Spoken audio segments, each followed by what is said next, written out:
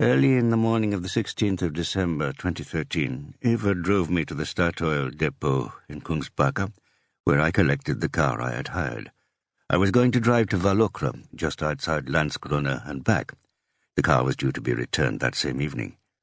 The following day I would be busy signing copies of my latest novel in bookshops in Gothenburg and Kungsbacka as part of the pre-Christmas publicity program.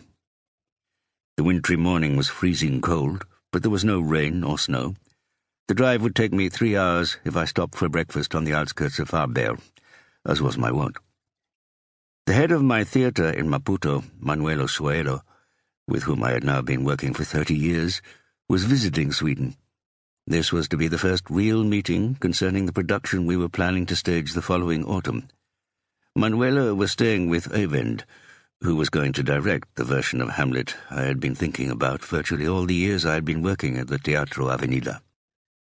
It had struck me very early on that Hamlet was ideal for adapting as a drama about an African king. The fact is that something very similar to the plot of Hamlet actually took place in a part of southern Africa in the 19th century. My idea was that, at the end of the play, when everybody is dead and Fortinbras comes on stage, he would be the white man who arrives to start colonizing Africa on a serious scale. I therefore thought it would be logical to allow Fortinbras to conclude the play with the to be or not to be soliloquy. If you are going to perform Hamlet, you must have an actor who can play the part in the way you envisage it, and now we had just the man. Jorginho would be able to do it. He had developed significantly over the last few years, and he was also then best of all the actors when it came to the way he approached the language. It was a case of now or never. As I drove through Halland, I found myself looking forward to the coming day. I was filled with great expectations. The roads further south were dry, although it was very cloudy and overcast. I wasn't driving all that fast, unusually for me. I had given them an arrival time, and I didn't want to get there too early. Then suddenly it all happened, very quickly. Just north of La Holm, I pulled out into the outside lane in order to overtake a slow-moving lorry.